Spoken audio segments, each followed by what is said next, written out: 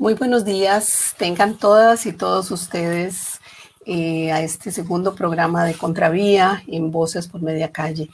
Mi nombre es Thais Aguilar y como ustedes recordarán, hace 8 días inicié este espacio que será todos los lunes a las 11 de la mañana, donde haré entrevistas a personalidades y a expertas y expertos en temas de derechos humanos diversos. Hace 8 días específicamente comenzamos con la invitación de invitamos a 3 expertas en derechos humanos y género, 2 abogadas, Roxana Arroyo y Marta Solano, y la psicóloga Floria Arteaga. Estas 3 compañeras participaron en la organización de lo que se denominó el Tribunal de Conciencia, un tribunal que lo que buscaba era poner en la opinión pública, especialmente en el periodo cerca del Día Internacional de los Derechos Humanos, el tema sobre las coberturas que los medios de comunicación costarricenses han hecho sobre los femicidios. Muchísimas personas se han manifestado muy fuertemente en contra de ese enfoque que suelen hacer mis colegas. Yo también soy periodista y he sido reportera y tengo una especialidad en género, donde hemos tratado de trabajar y de sensibilizar a periodistas de los medios de comunicación y de escuelas y de todos los ámbitos para hacer un trabajo ético, un mejor abordaje de este tipo de temas. Especialmente el año pasado, que lamentablemente tuvimos unos abominables femicidios que todas y todos recordaremos. Entonces, para seguir continuando con este tema, porque no solo está la denuncia, sino hay que buscar también las buenas prácticas y qué están haciendo otras personas, otros profesionales en comunicación para poder mejorar ese tipo de tratamientos y erradicar esas prácticas sexistas y violentas que cosifican a las mujeres. Entonces, para eso invité hoy a la colega Beatriz Pérez Sánchez. Beatriz, que ahorita se las presento en pantalla. Ella es periodista y vicepresidenta del Tribunal de Honor del Colegio de Periodistas de Costa Rica. Además, es la coordinadora del eje Mujer y Política del diario de Costa Rica para el Bicentenario del Diálogo Nacional. Es un nombre un poco largo, que impulsa la Universidad Nacional. Además, es secretaria del Consejo de Género de la Federación Internacional de Periodistas, con sede en Bruselas, y secretaria de Género del Sindicato Nacional de Periodistas. Ella va a conversar esta mañana conmigo y con ustedes también, si tienen a bien, sobre el protocolo de prensa para abordar de manera ética los casos de femicidios y otras formas de violencia contra poblaciones vulnerables. Con ustedes, Beatriz Pérez Sánchez. Bienvenida, Beatriz. Gracias, más bien, Thais, a vos, porque primero abrís estos espacios que son urgentes y necesarios. Gracias también a la audiencia que te sigue porque se interesa en asuntos de interés público. Sí, con muchísimo gusto quisiéramos compartir con todas y todos, como te decía, las personas que se siguen interesando y que cada vez por suerte son más. Exactamente, sí me he encontrado varias páginas web, varias fanpages en Facebook especialmente, donde hay diversas agrupaciones. Creo que en estos días en el Café de Odette participaban Reinas Silenciadas, creo que se llama la agrupación en Facebook, donde procuran también sensibilizar sobre ese tema, apoyar a las familias, especialmente a las familias, ¿verdad?, que quedan tan expuestas y tan a la mano de Dios.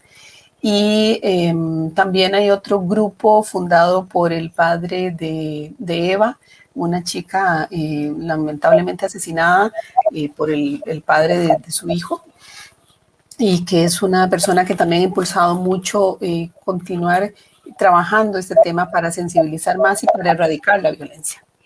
Entonces, para hablar de este tema, Beatriz, queríamos saber qué lleva a lanzar el protocolo para el abordaje del tratamiento de este tipo de temas, porque se han hecho muchos esfuerzos y sabemos que hay una actitud un poco reacia, a veces de parte de colegas de todo tipo, a abordar este tema, pero quisiéramos conocer un poco más el contexto, cómo surge. Por supuesto, tiene como dos aspectos distintos y se da igualmente en contextos. Ya el código de ética del Colegio de Periodistas tiene 10 años. Se hizo un gran esfuerzo, se hizo una gran convocatoria y prácticamente se hizo un código que obviamente es general, o sea, permite alguna guía sobre la conducta ética y, por qué no, moral también en muchos casos, de lo que es la práctica del periodismo, el ejercicio propiamente. Sin embargo, en esos 10 años, en un decenio, esta sociedad realmente ha presenciado conductas que no son necesariamente positivas, sobre todo en la forma de los abordajes periodísticos. Y particularmente se han dado experiencias y propuestas de abordaje informativo, de femicidio, violencia doméstica, violencia simbólica y una serie de contravenciones en contra de los derechos básicos de las mujeres. Donde le preguntabas que por qué se da en ese marco también. Quiero decirte que el Tribunal de Honor y Ética es contraparte en el proyecto de la Costa Rica Bicentenaria. Tal vez si nos explicas un poco, porque creo que no todo el mundo tiene claro qué es esto de la Costa Rica Bicentenaria, que además se cumple este año. Okay. En Costa Rica, rápidamente. Sí, desde los años 40, con Rodrigo Facio, que se hizo el primer ideario, Costa Rica ha intentado conciliar con todos los grupos interesados, ciudadanos, organizados, profesionales, cuál será la visión de país en un decenio, más o menos. Pues de aquí, en este caso, casi que hasta el 2030. Entonces, es la proyección de los grandes problemas y las necesarias agendas prospectivas en términos de decenios. Entonces, es el diario, le correspondió a la Universidad Nacional, a la Vicerrectoría de Investigación, crear. Esto no es un gran libro con un montón de ideas, esto es un diálogo abierto, participativo, donde hay 19 ejes, están toda la institucionalidad, los grupos organizados, la sociedad civil, donde la gente ha puesto en una agenda cuáles son esas prioridades y cuáles son esas respuestas. Dentro de esto, al colegio le correspondió básicamente el de transparencia, democracia y gobierno, y el tema de la anticorrupción. Entonces nosotros lo asumimos con una enorme responsabilidad y hemos estado trabajando específicamente en el tema democracia, ciudadanía y en el tema de la ética. Es así como se enmarca todo este trabajo y aprovechamos la fecha simbólica para todas las luchas contra todas las formas de violencia del 25 de noviembre pasado para lanzar precisamente este protocolo de abordaje informativo en el caso de los sectores vulneralizados, porque consideramos que no podemos entrar a la celebración de los 200 años de una Costa Rica bicentenaria, democrática, republicana, respetuosa a los derechos humanos, si no están incluidos la mitad de su población, que somos las mujeres, entre otros grupos. Claro. Esa es la razón de por qué estamos precisamente enmarcados y luego podemos ver por qué se enmarca dentro de lo que son los derechos humanos específicamente. Claro, no, es muy interesante que esté enmarcado también en este proceso de largo plazo, en esta revisión, que también coincide con los Objetivos de Desarrollo Sostenible, ¿verdad? Que es otra de las iniciativas a nivel global que no tenemos que dejar de lado, ni que se convendría recordar, especialmente por la situación que estamos viviendo actualmente a nivel global, ¿no? Hay una denuncia, a mí me llamó mucho la atención el protocolo y después en la descripción, para quienes nos acompañen hoy o nos vayan a ver más tarde, voy a copiar en la grabación que queda en el Facebook Live el enlace para que puedan descargar el documento, porque es un documento muy valioso y me imagino que a muchas personas que también trabajan en el tema de la comunicación y la emisión de mensajes con balance e inclusividad les puede ser muy útil. Pero el protocolo tiene aspectos muy interesantes. No, es un documento corto, no es un documento largo, no es un documento académico, es muy puntual en ese sentido, lo cual se agradece mucho y muchas veces yo me he encontrado que a veces cuando presentamos este tipo de materiales, quienes trabajamos en comunicación, mucha gente espera que sea un material muy académico en términos de presentación del documento.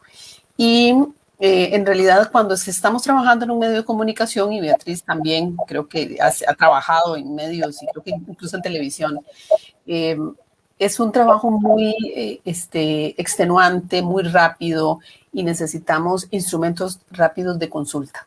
Entonces, este es muy puntual, el protocolo es muy puntual en qué hacer ante un tipo de información que se le presente a la persona periodista que esté reporteando un femicidio. Entonces eso es una instancia muy valiosa porque es así se da la dinámica del reporterismo y cada vez más, porque ahora prácticamente todos los medios compiten con la inmediatez de las redes sociales, ¿verdad? Entonces, con el tweet, estamos pensando en el título del tweet, en cómo lo vamos a enfocar, en qué vamos a compartir en Facebook Live, qué vamos a compartir en Instagram. Entonces, en esa dinámica a veces es donde cometemos muchas imprudencias, lamentablemente, más allá de eso. Pero yo quería rescatar algo que me llamó mucho la atención y que quiero que Beatriz también no profundice en este tema, y es que hace una fuerte denuncia, una fuerte y valiente denuncia ante el ejercicio periodístico que lleva décadas, lamentablemente, cosificando a las mujeres.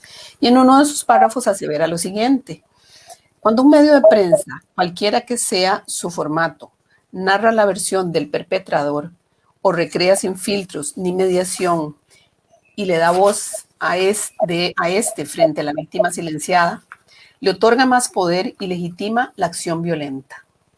Un femicidio no es simplemente el desenlace de un conflicto personal, íntimo, privativo.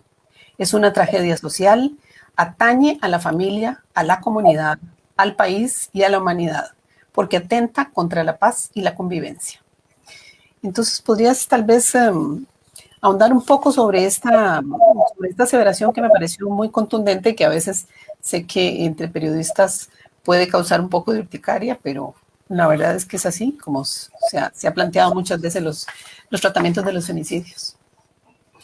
Sí, efectivamente, quizás ahí se resume, Thais, y también para la audiencia. Y cuando digo audiencia me refiero no solamente a colegas, me estoy refiriendo a las personas que leen los periódicos, que responden a un WhatsApp, que responden a una cadena de estas cosas en redes, que se anotan para prolongar una serie de comentarios. O sea, ahí va dirigido. Y luego te señalo por qué. Me parece excelente. Este protocolo no solamente pretende realmente ser conciliado, consensuado entre los colegas, agremiados o no al colegio, sino que pretende ser una guía para cualquiera de nosotras, de nosotros también, que leemos los medios y que muchas veces, por no decir nada y repetir la noticia, reconfirmamos precisamente toda la ideología. Se señala porque quizás la parte más grave de lo que ocurre en el abordaje es el show mediático. O sea, el exceso, la nota roja, que es parte de lo que queremos eliminar.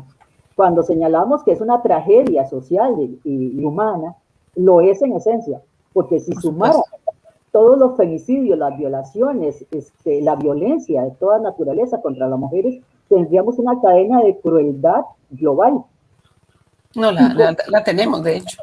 La tenemos, de hecho, y global en la comunicación. Y cada vez, como señalabas, Thais, cada vez más instantánea, porque precisamente la presencia de las redes hipervigílicas, o sea, no duermen nunca, están presentes.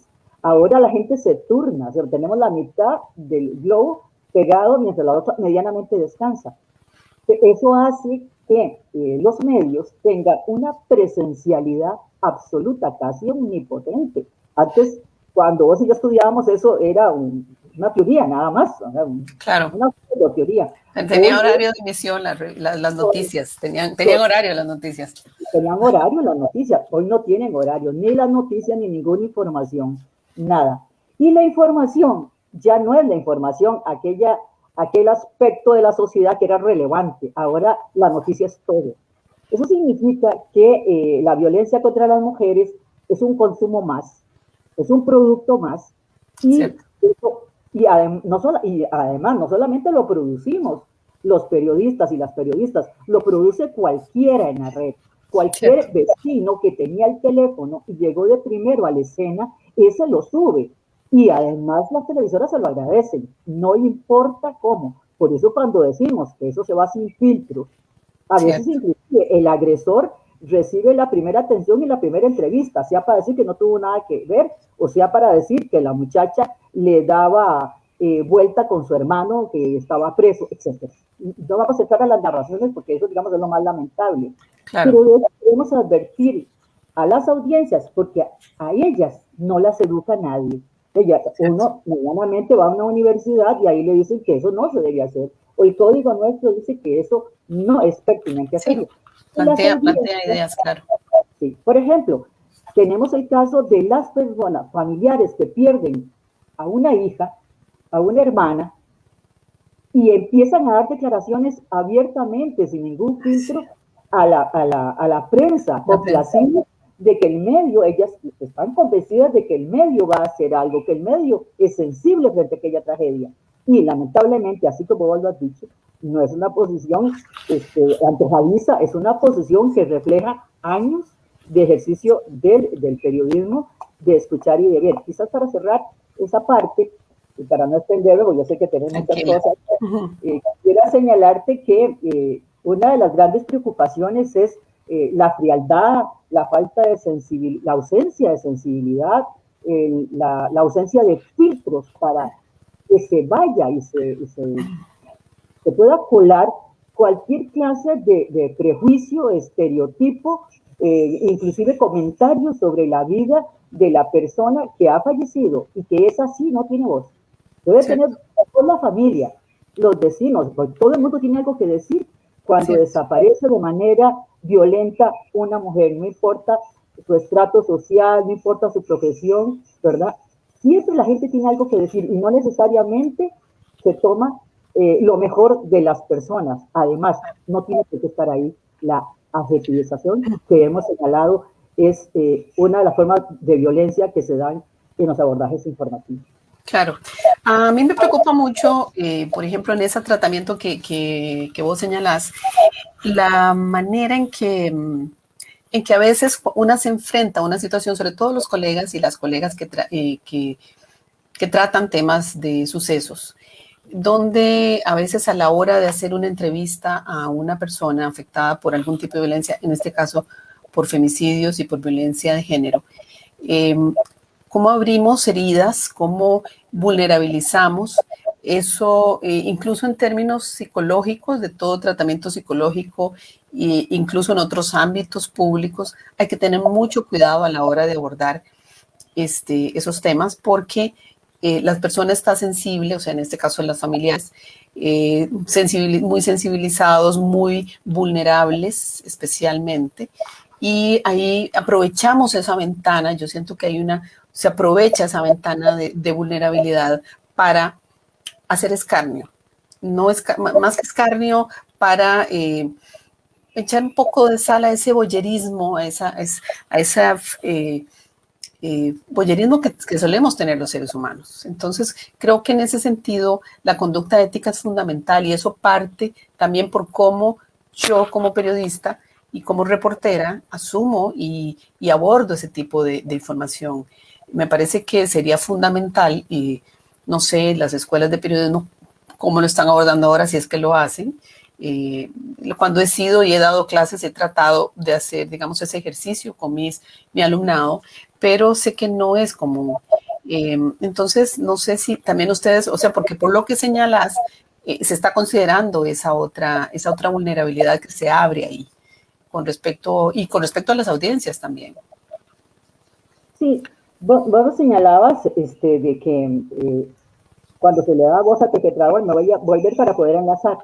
Cuando se le da voz al perpetrador, cuando vas al lugar en donde se encuentra, o sea, llaves de cárcel, cuando tiene una medida preventiva, y se le dice que cuente, o se hace un reportaje para que cuente, y diga, y habla desde esa perspectiva. No es que no tenga que defenderse, porque todos los seres humanos son inocentes, hasta que se puede ver lo contrario. Pero ese tipo de discurso cala profundamente en las audiencias. Y entonces hay un caso que te quiero decir. Cuando la víctima sobrevive, digamos, a una violencia, todavía puede continuar defendiéndose. Pero cuando una persona ha fallecido, no sepáis de qué manera puede la persona limpiarse de todo aquello que se dijo o se dejó de decir. Sí. Ese es un aspecto. Eso es cuando yo digo que el perpetrador se le da voz y se legitima. Dejando eso de lado, y vos me decís, bueno, ¿cómo? ¿Cómo? Si ahora la sala, ya no existen las salas de redacción, ahí, y vos lo sabés, precisamente el trabajo en la casa, las 24 horas del trabajo virtualmente virtual, hace que ya no exista división ni tiempo y espacio. O sea, no hay una redacción para sentarte a analizar los extremos. Eso no existe ya. No existen los medios, quizás en algunos diarios escritos. Esta ligereza de la información hace más vulnerable a aquellos sectores que de repente no tienen ¿qué te podría decir? Como la malicia de ver en el interlocutor a una persona que se aprovecha, que para ellos es un producto, y entonces hace doblemente vulnerable a estos sectores que hemos llamado vulnerabilizados históricamente, que es un aspecto. Tal vez si también nos amplías un poco qué otros sectores, además de las mujeres que representamos el 50%, consideran ustedes en ese apartado. Sí, fíjate que podemos encontrar los niños, personas menores de edad, las adolescentes y los adolescentes, y obviamente personas que viven, por ejemplo, en situación de precariedad, de pobreza. En situación de calle también, me imagino. Y los adultos mayores. Son con las personas con que con más frecuencia se puede entrar a que narren, a que cuenten de una manera muy fresca, desde la perspectiva de ellos, cosas íntimas que la audiencia no valora, en el sentido de que no están tan interesados en ver esas situaciones de fondo. Por ejemplo, cuando un adolescente se pierde, ¿verdad?, que salen los papás, las mamás, y dan informaciones diversas, sin filtro, sin posibilidad. ¿Por qué? Porque vos lo decís, están sufriendo una situación tan traumática que pretenden que los medios sean ayuden de salvaguarda. Claro, sí, no, y además que sean eco para también uno entiende esa situación, esa vulnerabilidad, ¿verdad? Es que lo que yo siento ahí es que también estamos en esa dinámica noticiosa. Estamos a veces cometiendo algunos errores y abusos de parte de cómo sobreexponemos a las personas. Sí, yo creo que más bien ese es el término. Es la sobreexposición, que es parte de lo que pretende precisamente el protocolo, que es lo que queremos consensuar y autorregular con los colegas y con el gremio. Es precisamente de que no se den esos abusos, que el profesional sí puede marcar esa distancia. Él puede decir, bueno, esta información me la dieron en off, no tengo por qué transmitirla a un público que en ese momento no conoce los pormenores, y eso no significa que es que la información no deba llegar objetiva, correctamente, de manera pertinente. Por el contrario, el otro aspecto que tenemos problemas, Thais, y es que vos sabés que históricamente Costa Rica nunca ha permitido la censura previa, por suerte, ¿verdad? Sí, sí. En un país democrático, no en vano, estamos en el bicentenario de ese marco de Estado de Derecho. Pero hay una gran distancia en decir todo lo que se ve, todo lo que se oye, todo lo que se puede transmitir, y otra cosa muy distinta es transmitir e informar con calidad, con sensibilidad, con ética básica y elemental, que todo periodista y todo comunicador debe tener como herramienta, Claro. porque lo técnico y lo ético, en el caso del periodista, son la misma cosa. Son la misma Cierto. cosa. La primicia no justifica la chabacanería y Ni los el abusos, amor, ni la ni la morbosidad. morbosidad, no, ni el Claro. morbo, ni el amarillismo, ni el escándalo cuando se trata de tragedias sociales. Ya lo hemos visto con lo que es la prensa gráfica en muchos casos, exponiendo a la víctima sin razón. Hemos visto inclusive la reproducción de cientos de ciudadanos cuando una muchacha se ha tirado de un puente, por ejemplo, vamos a ver en este caso que es un suicidio, se ha lanzado y todo el mundo quiere ver el primerísimo plano de cómo le cayó el cuello. Eso lo hemos visto Ay, en el WhatsApp.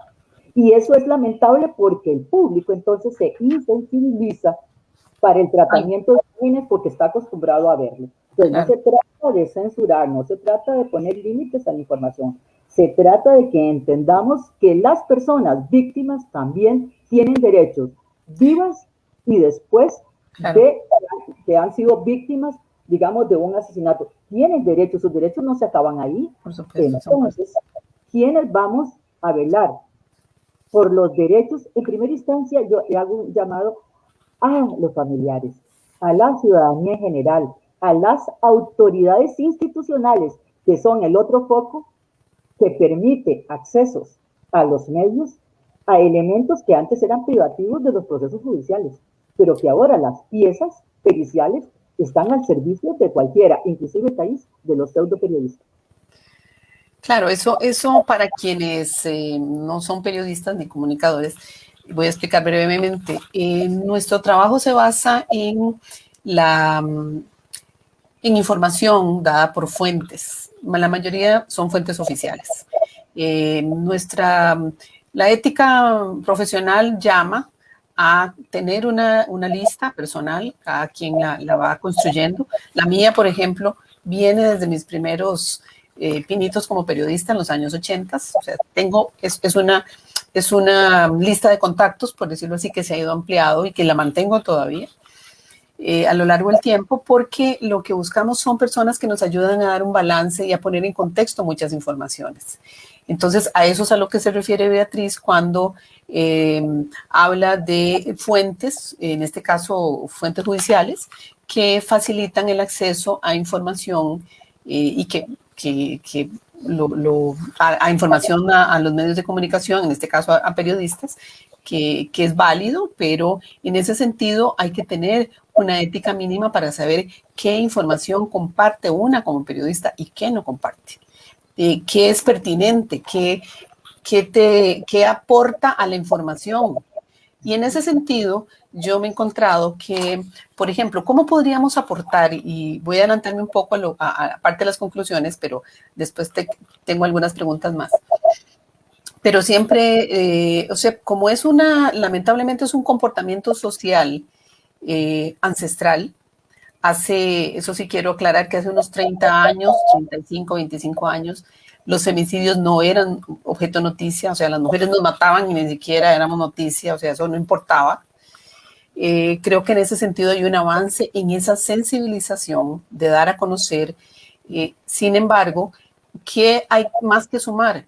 El trabajo de la prevención, de cómo fortalecer las relaciones entre hombres y mujeres, en este caso, que son relaciones de poder, para ir corrigiendo esas manifestaciones sociales perversas, odiosas, machistas, que nos afectan a toda la sociedad. Entonces, ¿qué puede compartir un periodista o una periodista que esté tratando un tema de esto, por ejemplo? Bueno, ¿dónde pueden acudir las mujeres para solicitar ayuda o apoyo en caso de amenazas? ¿Cómo identificar a un agresor peligroso? ¿Qué cosas a veces en esa cotidianidad se van generando y se van gestando? Pero entonces, hay muchos otros recursos sociales, profesionales, de organizaciones, desde el Instituto de las Mujeres hasta muchas otras organizaciones no gubernamentales que trabajan en el país para complementar esa información y para, a la par de que estás dando esa información tan dolorosa, también que eso sirva para educar a la gente, educar a las audiencias. Creo que eso es una salida importante.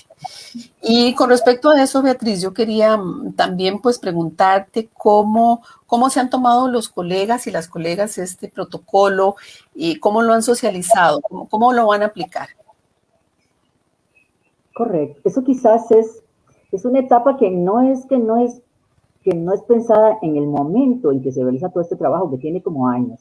Es decir, el hecho de que este protocolo saliera el año pasado, 25 pero de noviembre. ya hace unos 4 o 5 años, hay varias razones. Una es, como lo decías vos, es decir, con la frecuencia cada vez mayor con que presenciamos estos actos de violencia contra las mujeres y cada vez más brutales, que fue el término que utilizabas al principio.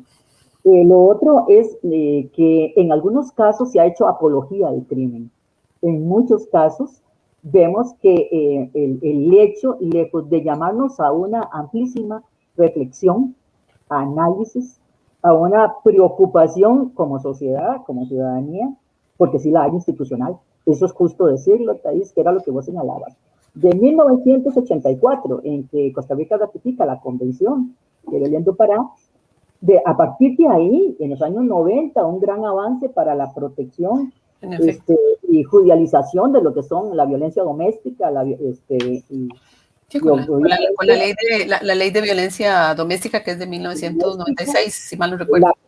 La prevención, inclusive la misma promoción de igualdad de los derechos de las mujeres. Entonces, hay 3 decenios importantísimos en esa materia.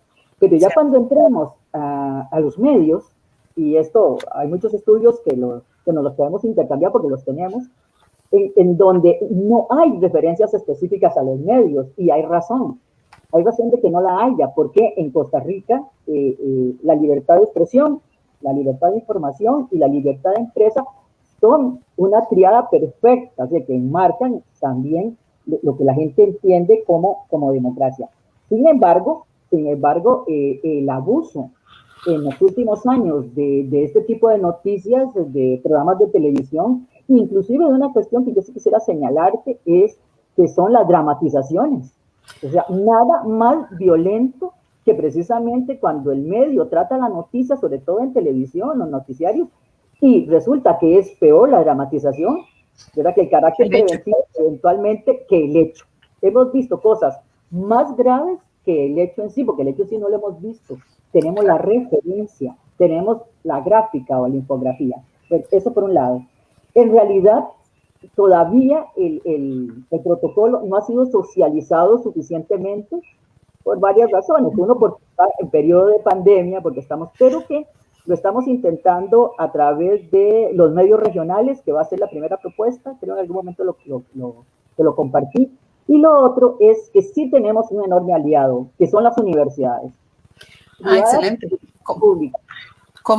Eso te iba a preguntar, ¿cómo están reaccionando las escuelas de comunicación y qué plan tienen? Cuéntame. Ahí tengo que decirte 3 cosas que son realidad. Primero, si bien es cierto, nuestro gremio es grande, el que está colegiado es ínfimo. Cierto. Es un 10%, para decir algo. Es decir, entonces tenemos que los medios de comunicación, los directores y las directoras. Y las directoras, porque además es un gremio de mujeres, que dice, que me lo señalas. Cierto, es un hay muchas directoras. Ahí tendríamos un extraordinario, ¿verdad?, campo para trabajar. La mayoría somos mujeres en este gremio. Eso es importante. ¿Y han tenido algún acercamiento con las colegas? Porque creo que muchas son anuentes a eso. Sí, claro. En eso estamos trabajando. Lo otro es anexarlo al código, porque esto tiene la especificidad. Tenemos un código general y este sería un protocolo específico que podríamos empezar a decirle a los colegas, bueno, una conducta ética que no está tipificada aquí, pero que está tipificada aquí, se trata de ética, no de judicialización, que puede estar escrito, ¿verdad? Eso es uno. Lo otro es trabajar definitivamente y liderar este trabajo con la academia desde la formación, porque Thais, nosotros decidíamos ética periodística. Esos cursos ya no existen. Eso ya no existe. Y hay inclusive colegas, ¿verdad?, que señalan que cuando usted está en una sala de redacción donde usted está en la primicia, la ética no existe. Entonces, fíjese que es un pésimo principio. Pésimo principio. Entonces, te comparto porque es así. Entonces, ahí tenemos que trabajar por etapas, ¿verdad?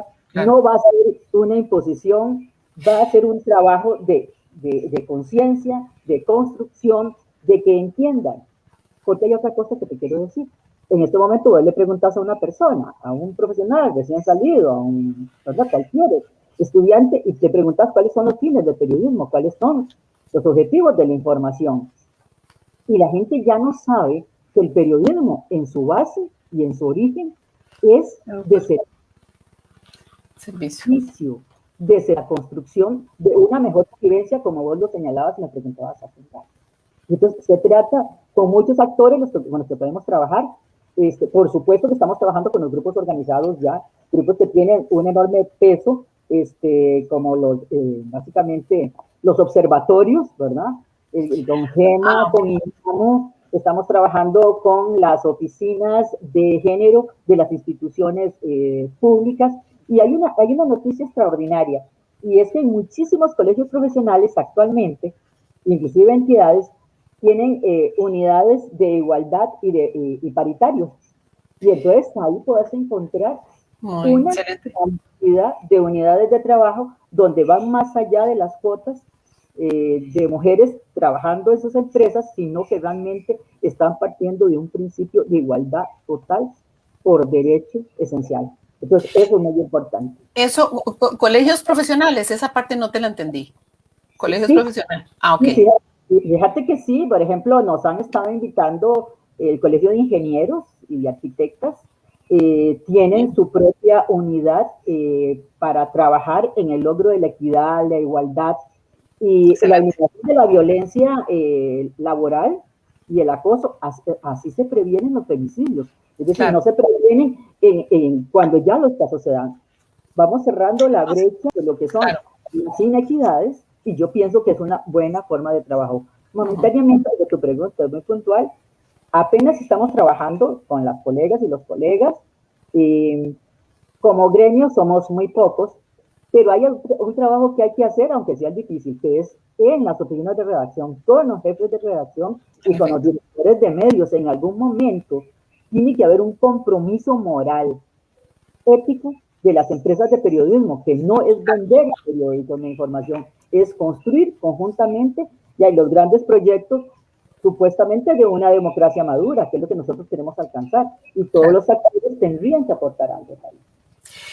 Incluso en todo el manejo de las marcas desde el mercadeo en este momento, hay y con todo lo que está sucediendo en el mundo en este momento, hay una tendencia que me parece que es loable y podríamos aprovechar esa ventana de oportunidad, donde las marcas buscan acciones de compromiso con sus audiencias, porque ya incluso la manera en cómo a quienes nos dirigíamos, quienes trabajábamos o trabajamos en medios de comunicación, todo eso ha variado muchísimo con el advenimiento de las redes sociales.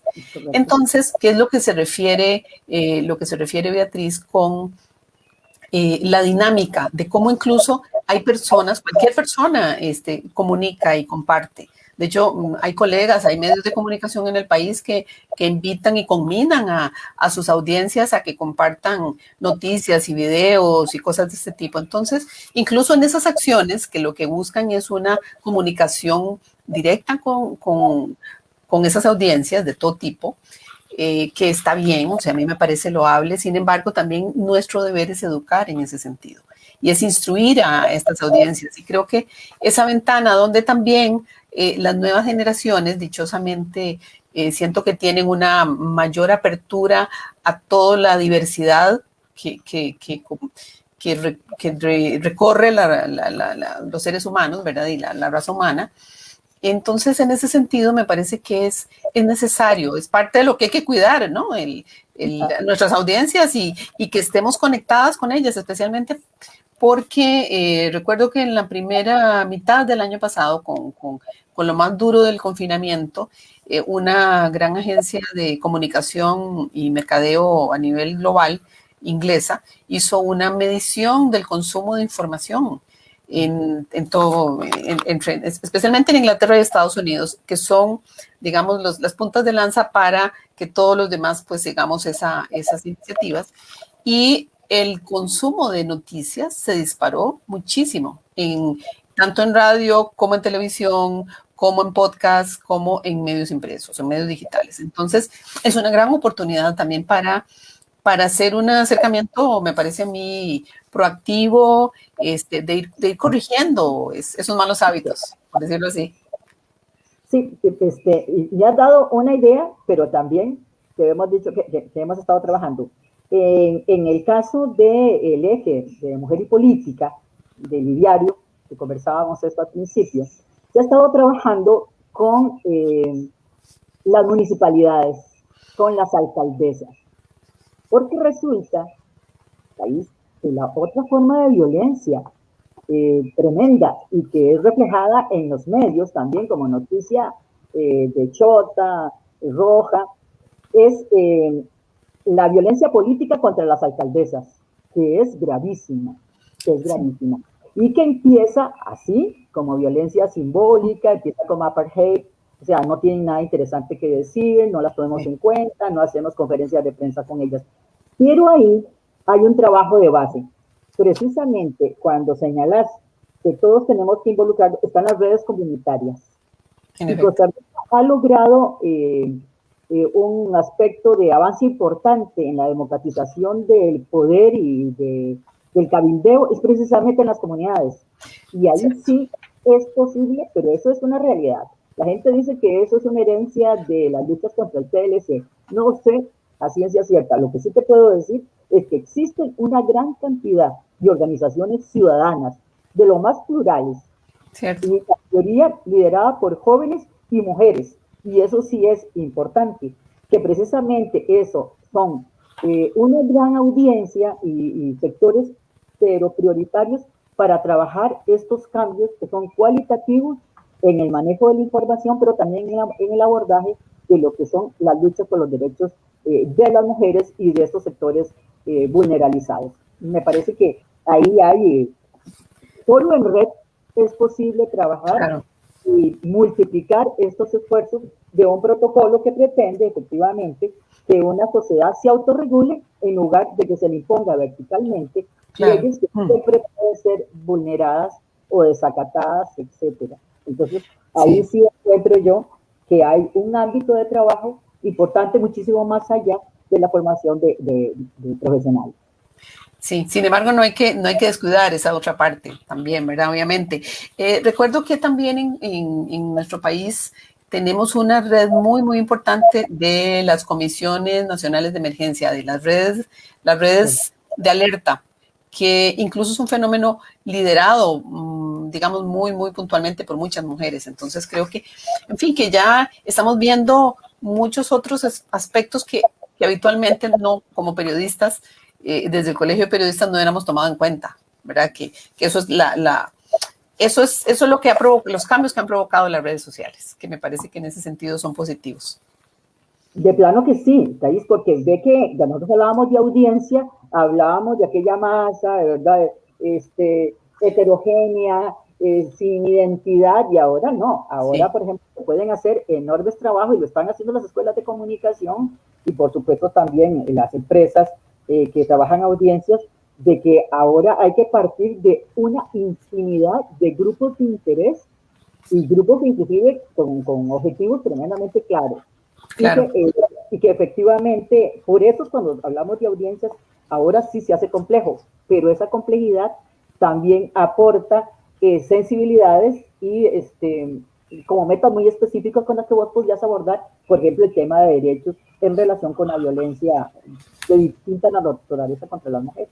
Claro, sí, es una ventana de oportunidad, en realidad. Sin embargo, sí queda mucho trabajo todavía digamos, de conversación, de negociación con los grandes medios de comunicación, porque no sé si si coincidirás conmigo en que la crisis que nos trajo la pandemia especialmente agudizó más en los medios de comunicación la pérdida de ingresos de sostenimiento a través de la publicidad. Eso por un lado. Y segundo, cada vez hay menos posibilidades de tener periodistas y profesionales, digamos, mejor capacitados o con más experiencia, o tener esas salas de redacción donde hay un grupo, porque es un trabajo muy interdisciplinario. En realidad, las salas de redacción, en realidad, para quienes nos gusta esto, son una maravilla. Yo siempre disfruté mucho esa dinámica dentro de una sala. Y pero se necesita, o sea, necesitamos una conciencia en medio también de la cantidad de trabajo que tienen de más nuestros colegas. No sé qué planes tienen, si tienen algún plan específico, aunque sea para ir trabajando poco a poco, específicamente con medios de comunicación, porque lamentablemente son con los que más analizamos y la gente le llega primero esa información. Sí, tal vez trabajar con un medio líder, generar un acuerdo de un tratamiento ético, porque todo esto se puede cambiar y todo es negociable. No sé, ¿qué nos puedes compartir al respecto? Sí, yo siento que necesariamente habrá que ir trabajando por etapas. Claro. Y estas etapas señalan que podemos iniciar con los colegiados propiamente. Porque lo que pasa es que la mayoría de colegiados nuestros son muy institucionales. O sea, son gente que son periodistas, pero que la mayoría están en unidades de comunicación. De vocería, de comunicación, claro. que tienen menos contacto con, digamos, con lo que es el periodismo, con la prensa, con el más media. Exactamente, el más media. Por un lado, sin embargo, pienso que también hay un trabajo importante que hacer en lo que te llamaba en la institucionalidad. Están también toda la gente, como vos le explicabas a la audiencia, que son los hospitales, la Cruz Roja, el Poder Judicial, en donde primero, ¿verdad? Acuden las personas que hay que sensibilizar también, de que hay que entender que la información tiene que llegar de una manera que vaya al fondo, que la gente entienda por qué se dan estas cosas o cómo se dan y cómo podemos hacer esa distancia entre un hecho que es un show mediático y una noticia lamentable. Eso por un lado. Lo otro, lo que te decía, es que efectivamente, y esto no está, por eso te lo señalo, hay que trabajar con medios que son llamados líderes. Sí, hay medios que guardan todavía ese prestigio, que tienen esa presencia, que tienen esa credibilidad y que tienen una gran legitimidad. Precisamente en parte de los riesgos que estas imágenes y esta vulneración de derechos se dé desde las noticias es por el poder legítimo que tienen de conducir la opinión pública. Y es ahí donde se hace un poquito difícil, llegar, pero pienso que es que no se ha intentado tampoco en los últimos años. Es importante que el colegio se fortalezca, pero para que se fortalezca tiene que tener esa proyección real en el campo. Hay que tocar el campo informativo, el campo de la noticia, el campo del oficio, digámoslo de esa manera. Y ahí sí hay que hacer un trabajo que no está hecho, que vos has dejado y sembrado hoy algunas ideas. Nosotros, en esta primera etapa de, bueno, ¿qué consolidamos? Consolidamos un gran concepto, un posible tratamiento, un protocolo, y ahora hay que empezar a consensuarlo, a aplicarlo, porque en el peor de los escenarios, era una cosa que comentábamos, y imagino que, no sé si lo vas a dejar poco como para el final, ¿verdad? Es que lo que no se quiere en una sociedad es poner más leyes. Claro. No quieres judicializar todas las situaciones cuando en un país en donde la conciliación está muy avanzada, Cierto. donde se requiere concordia, se requiere que la gente tenga una mayor apertura al arreglo de las situaciones conflictivas, para decirlo de esa manera. Claro. Entonces se judicializan todos los procesos, todas las faltas, ¿verdad? Pues no deja de ser un país con una gran democracia, pero con una falta de cultura pro paz y por una convivencia pacífica. Claro. Es ahí donde uno valoraría que si nosotros tenemos un bicentenario, una sociedad que se acerca, un país que se acerca a un Estado, a una maduración política, también tenemos que ver que los derechos de las mujeres, que estas discusiones no son cosméticas, que son Para nada. discusiones complejas, Sociales. Exactamente, Importantes. que atañen a los verdaderos cambios culturales y sociales. Pertinentes, claro. Y es ahí donde se debe realizar un trabajo fuertísimo con los medios tradicionales y, como decías vos, con esa cantidad de intermediarios, de voceros, porque el ciudadano hoy está produciendo, el ciudadano hoy está comunicando, está informando, y entonces ahí sí hay un enorme universo, pero ahí sí hay que plantearse una estrategia realmente que sería ir contactando y empezar a trabajar lo que sí ha sido muy efectivo, el trabajo en red. Claro. Eso sigue siendo tremendamente efectivo. Sí, bueno, precisamente dentro de 8 días tendré conmigo a la candidata, una experta en derechos humanos, la candidata por Costa Rica a la Corte Interamericana de Derechos Humanos, a Nancy Hernández, que es especialista precisamente en temas de la judicialización de muchas de estas acciones que deberían ser, como sociedad deberíamos tenerlas por consenso, digamos, que sea una discusión de otro nivel y no judicializarla, porque eso entraba más todos los procesos sociales. Quiero compartir con la audiencia un comentario de una de nuestras oyentes, de Ivania Vallejo, quien lamentablemente cuenta una situación muy delicada que retrata todo esto que estamos hablando. Dice: ¿cómo es posible que un periodista entrevista al asesino de mi hija, Andrea Fernández? Doña Ivania, lo siento muchísimo. Y le da 2 páginas para que el asesino desprestigie a mi hija, mienta y ofenda a mi familia, cuando ya hemos sufrido el asesinato de mi hija y tengamos que soportar eso. Eso es muy duro para nosotros. Mire, eso me da muchísima pena. Ella lo que solicita es a los colegas, a nuestros colegas, pedimos empatía para las familias víctimas de femicidio y respeto a nuestras hijas, hermanas y madres. ¿Qué tenés que decir al respecto, Beatriz? Conozco a Ivania, la conozco, no sabía que estaba conectada hoy. Un abrazo solidario, y conozco el caso de cerca, precisamente cuando recordabas lo de darle voz, ¿verdad?, al perpetrador. Estaba recordando cuando se redactó eso, las 2 páginas, como ha señalado Ivania, y además cuando se señala también en el mismo protocolo, y lo has dicho vos, que no es el fin de un asunto pasional, un asunto de familia, un asunto privativo, porque ahí hay hijos de por medio.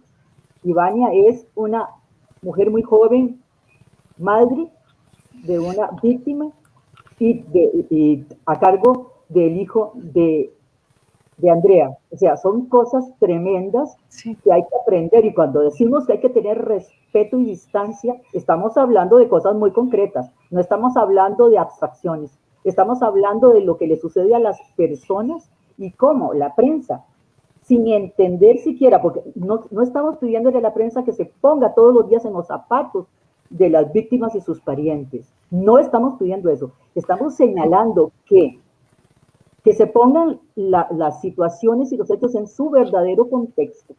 Y aquí sí tiene que ver con todo lo que vos has dicho hoy en esta sesión. Cuando los eventos se salen del contexto para aparecer como noticia, es en donde se producen los atropellos contra la dignidad de las víctimas y de los parientes. Muy valiente, Ivania, ellos han llevado a cabo una lucha, pero muy clara, muy frontal. Las hemos visto en las redes, muy activos, pero también muy conscientes. Ellos han hecho un proceso de introspección de su propia situación y tragedia y la han convertido en un proceso de aprendizaje. Así que yo felicito a ella, a su familia, en la forma como no se han sentado con los medios a que ellos sigan especulando con su historia, sino que han hecho un trabajo paralelo de formación, de sensibilización. Entonces te digo que se requiere, a propósito de doña Nancy Hernández, solo para empatar, sí, ayer en un artículo precisamente de derechos humanos de las mujeres, de Nancy Marín, señalaba la relevancia del nombramiento de Nancy Hernández. Primero, como candidata. candidata, perdón, como candidata. Todavía no la han nombrado, la tiene que escoger en el puesto de doña Elizabeth Odio, por cierto. Correcto, que el país la haya señalado específicamente para ocupar ese cargo, dado que los informes, como decía, son lamentablemente duros. Después de la pandemia, la pérdida del trabajo femenino ha sido enorme. Sí, y entonces, ese tema lo vamos a abordar más adelante. Eso produce un efecto en cascada para la debilidad estructural de las mujeres, ¿verdad? Y sobre todo porque se les deja doblemente vulnerables en el ámbito de lo doméstico. Y claro, entonces sí se requiere muchísimo trabajo, pero yo sí apelaría a las audiencias que cada vez consumamos menos el producto noticioso rojo, pero sí es importante que los medios aporten elementos, analistas, expertos, cada vez que se da lamentablemente un hecho de victimización de las mujeres de cualquier tipo. Pero sí hay que trabajar fuertemente para que los medios de comunicación tradicionales o no en redes eliminen la violencia simbólica contra las mujeres. También. Porque son precisamente los estereotipos los que hacen que perduren una cultura del maltrato, de la violación de derechos, pero sobre todo de la violencia contra las mujeres. No, incluso la invisibilización del aporte que hacemos las mujeres en todos los ámbitos de la sociedad. Eso, precisamente, esta mañana terminé de escribir un artículo que señala eso para una revista de la Fundación Konrad Adenauer, que en algún momento que lo tenga, pues lo compartiré en mis redes sociales, que precisamente el tema es por qué los medios de comunicación en general siguen invisibilizando la presencia de las mujeres como expertas, voces expertas en la emisión de opinión, de información, de fuentes especializadas en los medios de comunicación. Seguimos teniendo una muy, muy pobre presencia en todo sentido y seguimos ocupando posiciones muy específicas dentro de los medios de comunicación, donde se nos cosifica muchísimo, donde no se nos da voz, y no es porque no la tengamos. Yo personalmente he tenido que entrenar expertas para hacer cabildeo con medios de comunicación y poder ser voceras pertinentes y demás. Entonces, sí es una acción que también requiere una participación, una capacitación de parte de muchas mujeres, pero ahí están y las tenemos muy buenas. De hecho, a mí me sorprende muchísimo las nuevas mujeres que están en todo lo que son ciencias del área de las ciencias y las tecnologías, que son fabulosas, también chicas muy jóvenes en el área de ciencias sociales, en fin, de muchos otros ámbitos multidisciplinarios donde tienen un gran criterio, una gran capacidad de comunicación, precisamente porque las nuevas habilidades que se piden para las nuevas generaciones es también tener capacidad de conversación y de expresión oral. Y ya tal vez lo último comentario para ir terminando, Beatriz. Sí, porque esto te permite el próximo tema que tenés con Nancy o con expertas en lo que es la paridad y las cuotas de poder. En el ámbito de lo político te quería señalar que perdón. No, dale, sí. Que lamentablemente en las luchas de los derechos por las mujeres, precisamente para lograr la equidad y la igualdad, Costa Rica tiene un movimiento totalmente irregular, sí, que va, que asciende y que luego se retrotrae. Cuando fuimos pioneras, además, fuimos de las pioneras. En el 2020, ¿verdad? En el 2010, perdón, en el 2000, del 2000 al 2010 teníamos, por ejemplo, 22 alcaldesas de 81, ¿verdad? 22. Actualmente tenemos 9. Sí, hemos ido para atrás. Y te quiero decir este último comentario. En estos días se están celebrando las asambleas para elegir ya los puestos de diputadas, etcétera, para los partidos políticos. Sí. Y lo más lamentable de esto que te estoy señalando, de esta violencia política, que ya tiene nombre y apellidos, es que entonces están buscando, bueno, uno, la teoría de las rifas, otro, que las mujeres ocupen los primeros lugares en las provincias en donde nunca han sacado un diputado. Me imagino. Cosas como esta. Entonces, Ese tema lo vamos a tocar más adelante. Yo te voy a invitar y vamos a hablar de ese tema específicamente ya que se está calentando la campaña electoral. Aquí tengo que dejarles esta mañana. Muchísimas gracias, Beatriz, por acompañarnos. Muchas gracias a Ivania y a las personas que nos acompañaron esta mañana. Y recuerden que voy a dejar el dato, el enlace donde pueden buscar este protocolo. Que tengan una muy feliz mediodía, una muy feliz tarde y los espero la próxima semana. Muchas gracias. Gracias.